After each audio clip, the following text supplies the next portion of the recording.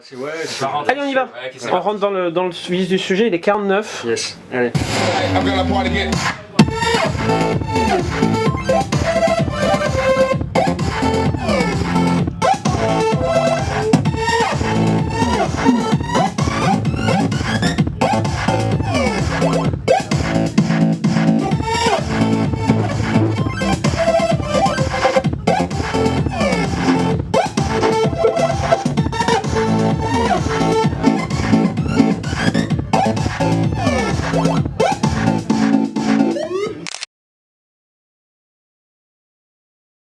Pourquoi telle ou telle console, c'est pas évident.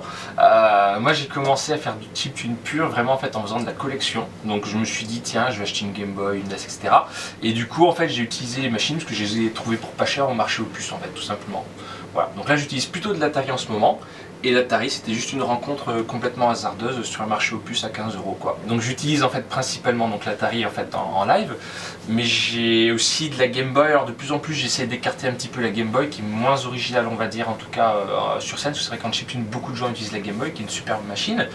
Mais j'ai utilisé oui donc Game Boy, de l'Amstrad, du Commodore 64, un petit peu d'Amiga, un petit peu de Master System, voilà. Mais j'ai une affinité plus marquée pour l'Atari. Atari ST.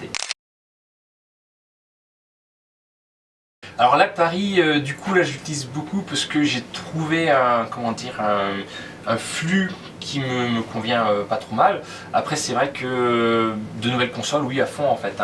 J'adorerais faire de la musique sur l'Atari Lynx par exemple, faire de la musique pour la Mega Drive. Il y a DigiPie ce soir qui va jouer de la Mega Drive, ça va être super. De la Super Nintendo, de la Neo Geo, pourquoi pas, enfin tout en fait. Tout ce qui fait au moins un petit bip vaut le coup d'être utilisé.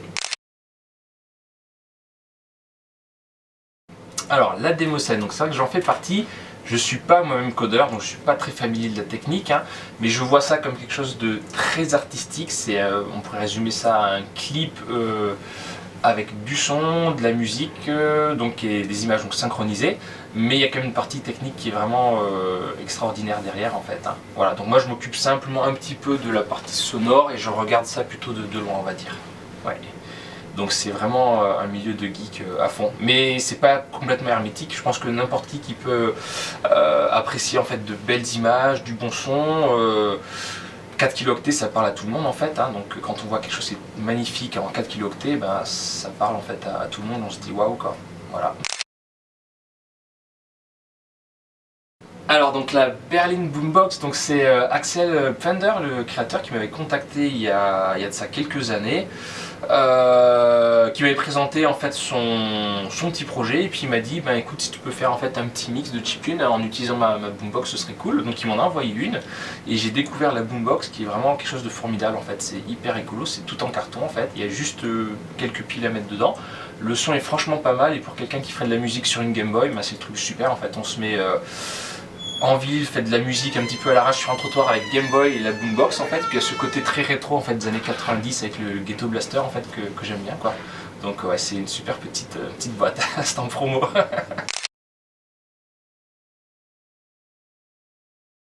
Je dis pas qu'il n'y a pas de scène française, il y a pas mal de gens qui tournent et qui font de la musique en France. Après, c'est plus, je pense que j'ai pas de connaissance de l'organisation au niveau français. En tout cas, il y a probablement des événements qui se font. Moi, je sais pas pourquoi les gens pensent toujours que je suis anglophone, que je suis pas français en fait. Peut-être à cause de mon prénom ou du fait que je parle en anglais sur internet. Donc je sais qu'il y a Jules, je deviens DJ en 3 jours, qui organise pas mal dans le sud. À Paris, je connais un peu DigiPie et puis maintenant Random Bazaar. Après, il y a peut-être d'autres événements, mais c'est vrai que je sais pas. Il manque peut-être en fait un petit noyau avec des soirées vraiment organisées régulièrement. Mais je pense que c'est ce qui est en cours de route avec Pico Pico édition numéro 3 déjà, donc petit à petit en fait ça se construit et c'est bien, on a besoin de ça en fait, vraiment, ouais. Merci, bonne pub.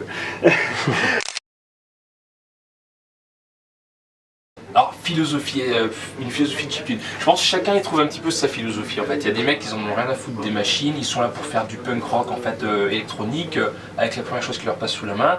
Il y a des gens qui vont plus avoir en fait une certaine nostalgie, moi c'est mon cas. mais c'est vrai que je trouve qu'il y a aussi une dimension vraiment écologique et je pense que c'est assez important. Quand on voit que pour faire de la musique électronique à l'heure actuelle, il faut toujours des machines de plus en plus puissantes, il faut des logiciels, les derniers samples qui déchirent, etc. Ça coûte assez cher. Et finalement, on peut très bien aller au marché aux puces, choper un truc à 10 € puis faire de la musique relativement actuelle, faire danser les gens, partager, et je trouve que c'est vraiment fort. Et c'est peut-être l'aspect que je préfère dans la musique 8 bits et chiptune. Ouais. Ok, voilà, Merci. ça ira. Oui, bien sûr. Non, non, pas du tout.